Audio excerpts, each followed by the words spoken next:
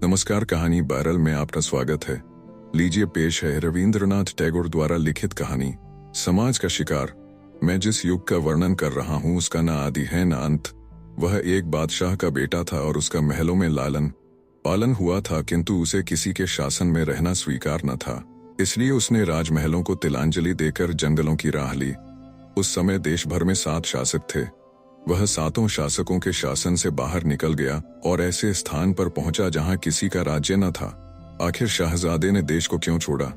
इसका कारण स्पष्ट है कि कुएं का पानी अपनी गहराई पर संतुष्ट है, नदी का जल तटों की जंजीरों में जकड़ा हुआ है, किंतु जो पानी पहाड़ की चोटी पर है उसे हमारे सिरों पर मंडराने वाले बादलों में बंदी नहीं बनाया जा सकता। शहजादा भी ऊंचाई पर था और यह कल्पना भी न की जा सकती थी कि वह इतना विलासी जीवन छोड़कर जंगलों, पहाड़ों और मैदानों में दृढ़ता से सामना करेगा।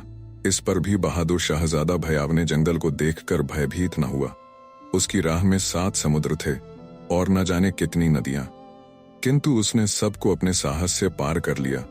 मनुष्य शिशु से युवा होता है और युवा से वृद्ध होकर मर जाता है और फिर शिशु बनकर संसार में आता है।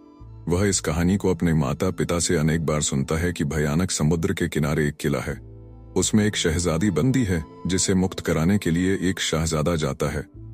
कहानी सुनने के पश्चात वह चिंतन की मुद्रा में कपोलों पर हाथ रखकर सोचता कि कहीं मैं ही तो वह शहजादा नहीं हूं। चिन्हों के द्वीप की दशा सुनकर उसके हृदय में विचार उत्पन्न हुआ कि मुझे एक दिन शहजादी को बंदी गृह से मुक्ति दिलाने के लिए उस द्वीप को प्रस्थान करना पड़ेगा। संसार वाले मान सम्मान चाहते हैं, धन ऐश्वर्य के इच्छुक रहते हैं, प्रसिद्धि के लिए मरते हैं, भोग विलास की खोज में लगे रहते हैं, किंतु स्वाभिमानी शहजादा सुख चैन का जीवन छोड़कर अभागी शहजादी को जिन्नों के भयानक बंदी गृह से मुक्ति दिलाने के लिए भयानक द्वीप का पर्यटन करता है।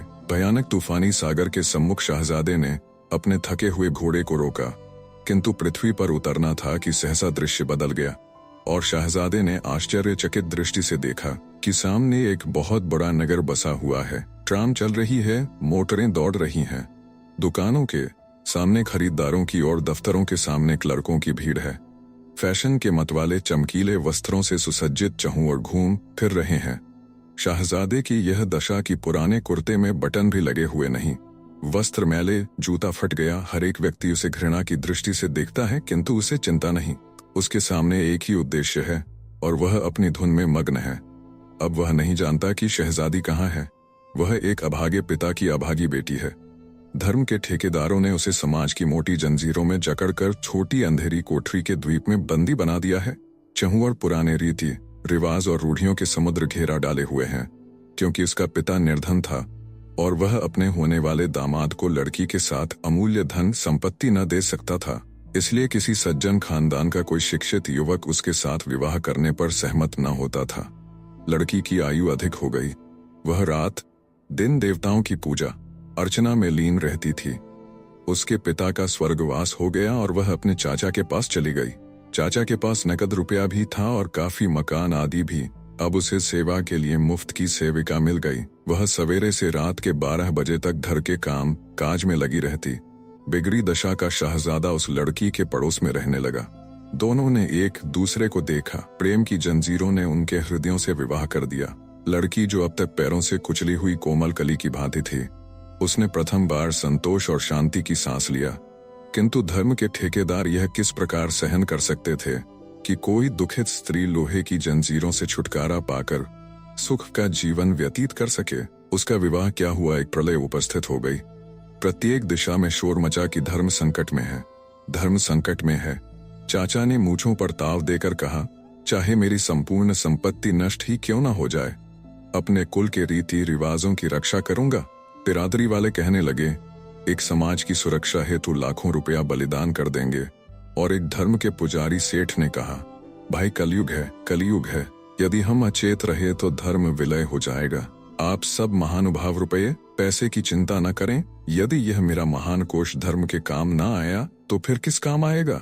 तुम तुरंत इस पापी चांडाल के विरुद्ध अभियोग आरंभ करो। अभियोगी न्यायालय में उपस्थित हुआ। अभियोगी की ओर से बड़े बड़े वकील अपने गाउन फड़काते हुए न्यायालय पहुंचे। अभागी लड़की के विवाह के लिए तो कोई पैसा भी खर्च करना न चाहता था, किंतु उसे और उसके पति को जेल भिजवाने के लिए रुपयों की थैलियां खुल गईं। नौजवान अपराधी ने चकित नेत्रों से देखा। विधान की किताबों को चाटने वाली दीमकें दिन को रात और रात को दिन कर रही थीं। धर्म के ठेकेदारों ने देवी देवताओं की मन्नत मानी। किसी के नाम पर बकरे बलिदान किए गए, किसी के नाम पर सोने का तख्त चढ़ाया गया। अभियोग की क्रिया तीव्र गति से आरंभ हुई। बिगड़ी हुई दशा वाले शाहजादे की ओर से न कोई रुपया व्यय करने वाला था, न कोई पक्ष समर्थन करने वाला था। न्यायाधीश ने उसे कठिन कारावास का दंड दिया। मंदिरों में प्रसन्नता के घंटे, कड़ियाल बजाए गए, संपूर्ण शक्ति से शंख बजाए गए, देवी और देवताओं के नाम बलि दी गई, पुजारियों और महंतों की बनाई। सब आदमी खुशी से परस्पर धन्यवाद और साधुवाद देकर कहने लगे, भाइयों, यह समय कलयुग का है, परंतु ईश्वर की कृपा से धर्म अभी जीवित है। शाहजादा अपनी सजा काटकर कारावास से वापस आ गया, किंतु उसका लंबा चौड़ा पर्यटन अभी समाप्त न हुआ था। वह संसार में अकेला था, कोई भी उसका संगी साथी नहीं। संसार वाले उसे दंडी, सजायाफ्ता कहकर उसकी छाया से भी बचते हैं। सत्य है, इस संसार में राज नियम भी ईश्वर है। फिर ईश्वर के अपराधी से सीधे मुंह बात करना किसे सहन हो सकता है। लंबी चौड़ी मुसाफिरी तो उसकी समाप्त न हुई, किंतु उसके चलने का अंत हो गया। उसके जख्मी पांवों में चलने की शक्ति शेष न रही। वह थककर गिर पड़ा। रोगी था, बहुत अधिक रोगी। उस असहाय पथिक की सेवा शुश्रूषा कौन करता, किंतु उसकी अवस्था पर एक सुहृदय देवता का हृदय दुखा। उसका नाम काल था। उसने शाहजादे की सेवा शुश्रूषा की। उसने सिर पर स्नेह से हाथ फेरा और उसके साथ शाहजादा उस संसार में पहुंच गया जहां न समाज है और न उसके अन्याय और न अन्यायी। बच्चा आश्चर्य से अपनी माँ की गोद में यह कहानी सुनता है और अपने फूल से कोमल कपोलों पर हाथ रखकर सोचता है, कहीं वह शाहजादा मैं ही तो नहीं हूँ। आप सुन रहे थे कहानी बैरल से, रविंद्रनाथ टैगोर द्वारा लिखित कहानी समाज का शिकार। वीडियो पसंद आया तो इसे लाइक करिए और चैनल को भी सब्सक्राइब कीजिए। धन्यवाद।